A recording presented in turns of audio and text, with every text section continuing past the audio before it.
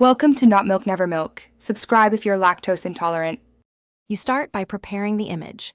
Duplicate the background so you can always undo non-destructively. Next, make a precise selection of the area you want to recolor using quick selection or the pen tool if you need accuracy. Select subject speeds things up on portraits.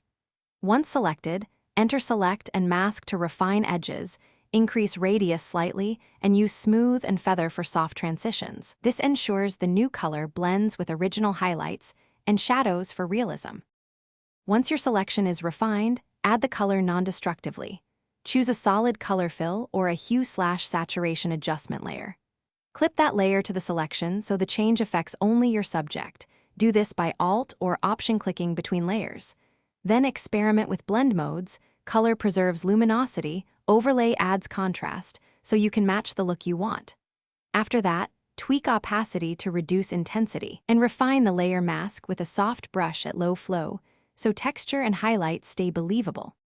To finish, make the recolor integrate with the scene. Add a clipped curves or levels layer to match the subject's luminosity to the background, so the color reads naturally. If highlights or shadows look off, paint onto the mask with a low-opacity soft, light brush to restore depth.